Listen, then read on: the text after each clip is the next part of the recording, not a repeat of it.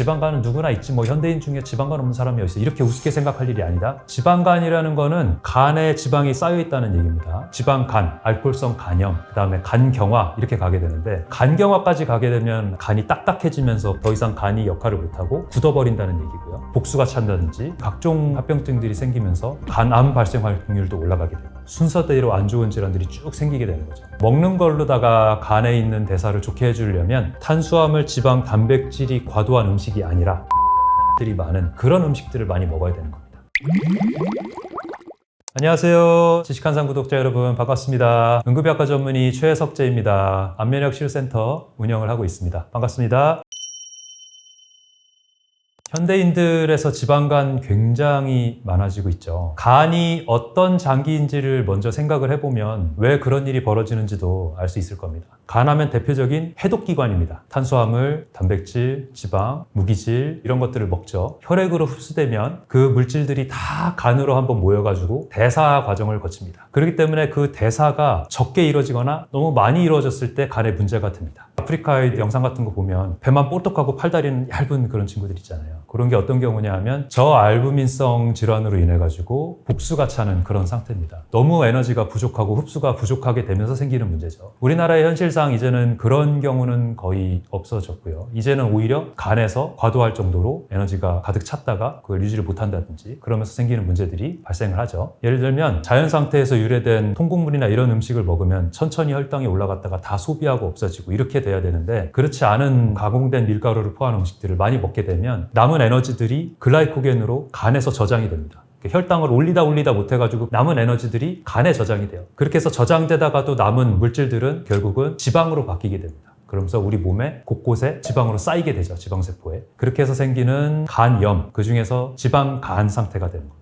지방간에 의한 합병증들이 발생을 하게 되죠. 게다가 또 한 가지 우리 생활에서 간에 영향을 미치는 주요한 요인이 하나 있죠. 독성물질 중에서 아주 유명한 것, 바로 술입니다. 우리가 술을 보면 당이 들어가 있어요. 그 안에 이제 열량이 있죠. 그 외의 물질들은 거의 없는 진짜 당을 온전하게 마시는 겁니다. 그 중에서 일부는 알코올 성분이기 때문에 몸에서 열을 내면서 빨갛게 되면서 날아가긴 하지만 그 외의 물질들은 간에서 무리를 주면서 아세트알데히드가 아세트산으로 바뀌는 그 과정을 통해서 간에 부담을 주고 쓸데없는 에너지가 몸에 남게 되죠. 염증을 일으키게 되고 간에 글라이코겐으로 쌓이게 되고 지방으로 쌓이게 되는 또 프로세스를 거치면서 간에 미세한 염증을 만들어내고 당분이 너무 과도하게 우리 몸에 들어오는 상황들이 간에 무리를 주는 거고 우리의 현대인의 식생활이 바로 그 식생활을 하고 있는 겁니다. 외식을 하고 밥빵면을 메인으로 식사를 하고 단순당을 많이 먹고 빠르게 식사를 하고 채소를 안 먹는 습관들이 얼마나 우리 간에 부담을 주는지를 알고 그걸 변화시켜야 된다. 현대인의 간 건강은 굉장히 위협받고 있다라고 말할 수가 있습니다. 지방간이라는 거는 간에 지방이 쌓여 있다는 얘기입니다. 지방 비율이 5%가 넘어가면 이제 지방간이다 이렇게 표현을 하는데 CT나 초음파로도 알 수 있지만 간 수치 같은 걸로도 어느 정도 알 수가 있습니다.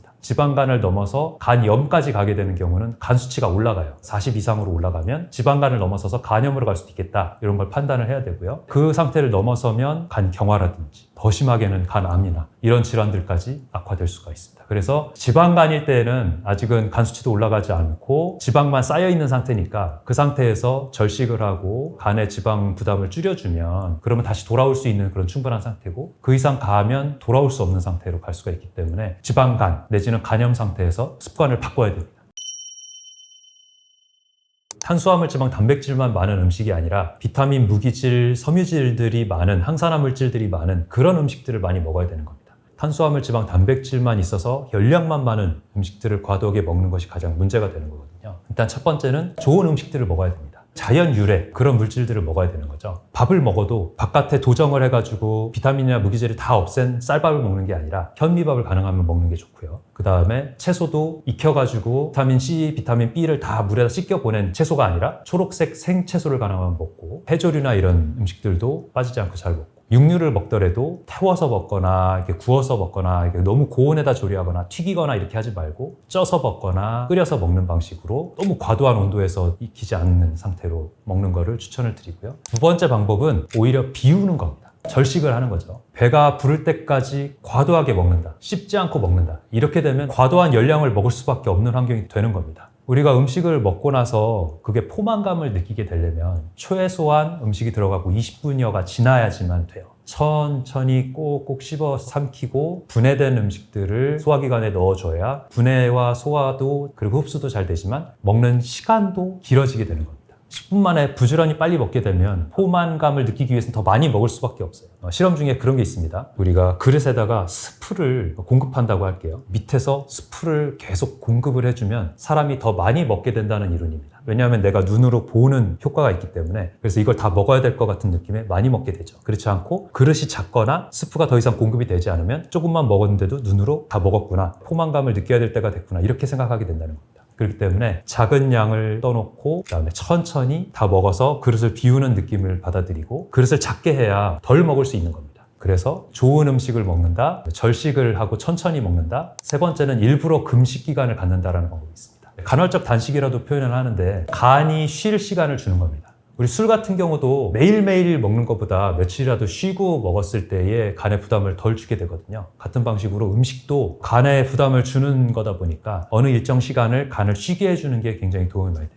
하루 중에 8시간 정도에서 먹는 시간을 가지고 16시간을 쉰다고 이렇게 얘기를 하는데요. 처음부터 다 지키기는 좀 어려운 부분이 있습니다. 하루 중에 한 끼를 비우는 방법이 되게 괜찮은 것 같아요. 저 같은 경우는 아침 식사를 가능하면 이제 건너뛰는 방식으로 간헐적 단식을 활용을 하거든요. 이제 12시에 점심을 먹고 6시에 저녁을 먹는다 그러면 12시부터 이제 소화되는 시간, 먹는 시간까지 합치면 한 7시, 8시까지. 그렇게 8시간은 먹는 시간이 되고요. 그 뒤로 저녁 때부터 아침까지 안 먹게가 보통 되잖아요. 그게 어려우면 12시간 금식을 하는 걸로 시작하는 방법도 있습니다. 아침 식사를 조금 늦게 하고 저녁 식사를 조금 일찍 하는 정도로 해서 6시부터 6시까지는 쉰다라든지 8시부터 8시까지는 쉰다라는 방법으로 금식하는 시간을 좀 정해두면 간이 쉬게 될 수가 있는데요. 그걸 못하는 이유 중에 제일 대표적인 문제가 야식입니다. 악순환을 일으키는 거거든요. 밤에 뭔가 한 끼를 더 먹으면 4끼를 먹게 되는 거죠. 간이 쉴 시간이 없을 뿐더러 과도한 열량을 먹게 되는 효과가 있고 또 소화되진 않은 음식이 몸에 있는 상태로 잠을 자면서 체하는 느낌을 많이 받게 되거나 이런 식이 생길 수가 있게 되니까 야식을 금지하는 게 되게 좋겠고요. 가능하면 아침도 며칠에 한 번 정도는 건너뛰는 거를 고려를 해보셔라, 그렇게 말씀드리고 싶습니다.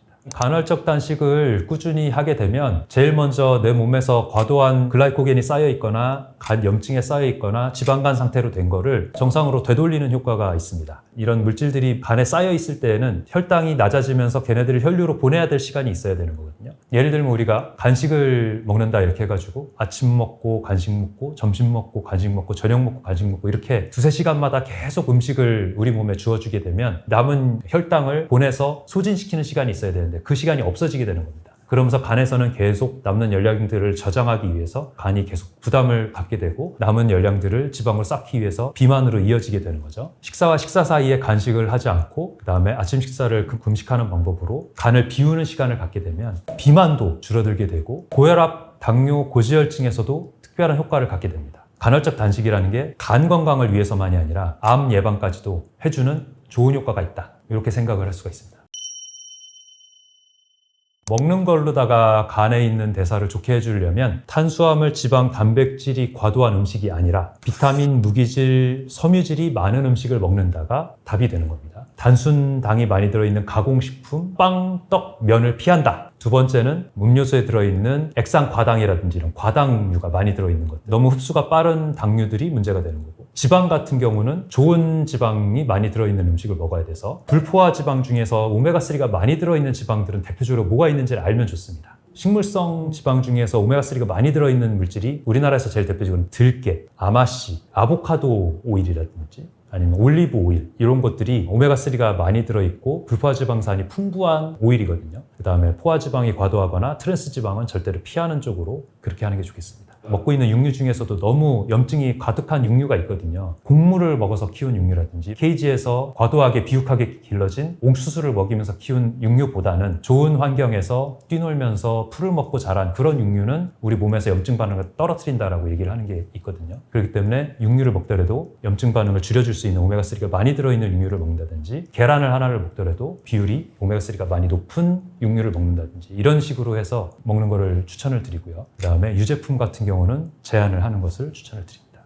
음식을 계속 과도하게 먹고 비만이 됐을 때도 문제가 되지만 술을 과도하게 먹었을 때를 예를 들면 지방간, 알코올성 간염, 그 다음에 간경화 이렇게 가게 되는데, 간경화까지 가게 되면 아주 많은 문제들이 동시에 생기게 됩니다. 간 경화라는 거는 간이 딱딱해지면서 비가역적 변화, 돌아올 수 없는 상태로 간다는 얘기인데요. 간 표면이 울퉁불퉁해지면서 혈류로 들어가는 것도 막히게 된다는 얘기입니다. 더 이상 간이 역할을 못하고 굳어버린다는 얘기고요. 혈류가 못 들어가니까 혈관들도 다 압력을 받으면서 정맥류가 생겨가지고 식도 주위에 혈관들이 부풀어 오른다든지 아니면 치질이 생겨가지고 항문 주위에 혈관이 늘어난다든지 이런 문제들도 생길 수 있게 되고요. 알부민도 생성이 안 되겠죠. 간들이 다 세포들이 망가졌으니까 복수가 찬다든지 간경화에 의한 합병증들이 생길 수가 있게 되고 각종 합병증들이 생기면서 간암 발생 확률도 올라가게 되고 순서대로 안 좋은 질환들이 쭉 생기게 되는 거죠. 치료로다가 살릴 수 있는 환경을 넘어서는 상태로 오게 되기도 합니다. 지방간이라는 얘기를 들었을 때 내가 지금은 돌아올 수 있는 상태니까 여기서부터 바꿔야 되겠다는 마음을 꼭 먹으셔야 된다. 지방간은 누구나 있지 뭐 현대인 중에 지방간 없는 사람이 어디 있어. 이렇게 우습게 생각할 일이 아니다. 이렇게 말씀드리고 싶습니다.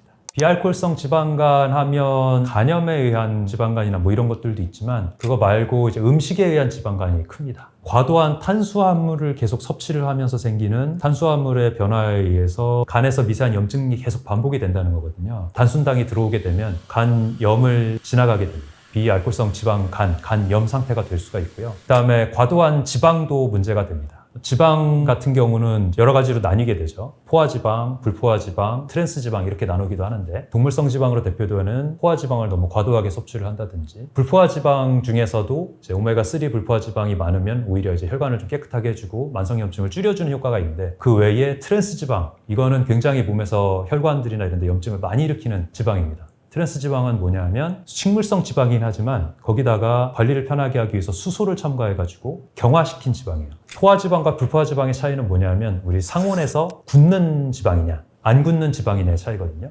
그런데 트랜스지방은 식물성 지방임에도 불구하고 변화를 일으켜가지고 상온에서 굳게 만든 지방입니다. 그러면 우리 몸에 들어가서 어떤 효과를 내겠어요? 우리 상온보다 조금 높은 체온에서도 굳은 상태가 유지가 되는 거죠. 혈관에 가가지고 악영향을 미치고 염증을 일으키고 혈관을 막히게 하고 과도한 포화지방이나 트랜스지방을 굉장히 피해야 됩니다. 이 트랜스지방으로 대표되는 거는 과자에 들어가는 거라든지 패스트푸드점에서 사용하는 거라든지 트랜스지방을 가능한 한 피해야 된다. 그러기 위해서는 가공식품을 피해야 된다는 얘기가 또 나오는 거죠.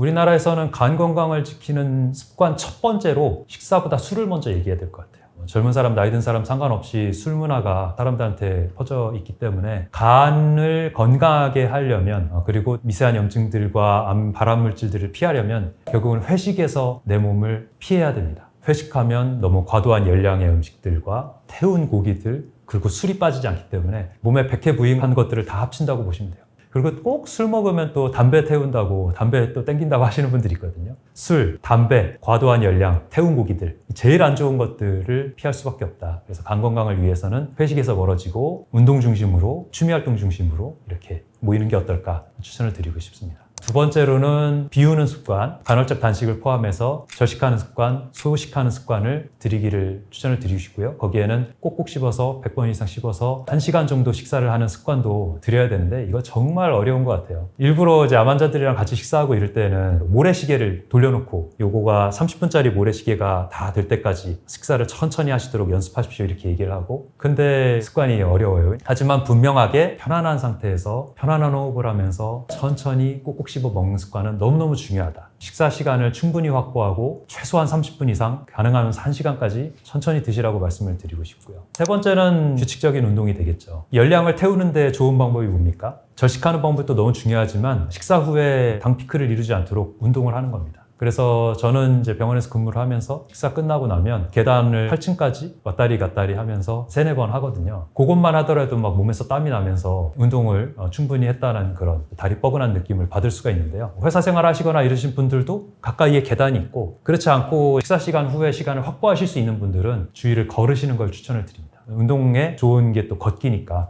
대신에 이제 아주 스무스하게 천천히 걷는 게 아니라 땀날 정도로 빠르게 걸어야 됩니다. 그래서 그거를 빠르게 할 수 있는 방법이 계단 걷기이기 때문에 저는 계단을 추천을 드리는 겁니다. 사실 뭐 간의 영양제라는 거는 이런 것들을 지키고 나서 근데 그런 걸 안 지키고 나는 영양제를 먹으니까 괜찮아 이렇게 착각하시지는 않아야 됩니다. 제일 중요한 술 끊고 그다음 간 건강을 얘기를 하셔야 됩니다. 내 주위에서 배제를 하셔야 간 건강을 지킬 수가 있습니다. 그러면서 절식이나 소식, 그다음에 식후의 운동 이런 거를 제일 먼저 지키시고 그 다음에 꾀나무 추출물이나 이런 생약들도 있지만 간질환 환자들한테 기본적으로 쓰는 약이 이제 우르세디옥 엑시드라 그래가지고 그거는 이제 담즙 배출을 용이하게 해주는 약인데 그런 것들을 쓰는 방법이 있고 그거는 이제 일반 약으로도 쓸 수가 있습니다. 100ml 정도의 약은 우리가 우르사라고 해서 살 수가 있고 그 다음에 이제 시리마린이라는 추출물 약도 있거든요. 그래도 제일 중요한 건 생활 습관 개선이 우선이다라는 말씀을 분명히 드리고 싶습니다.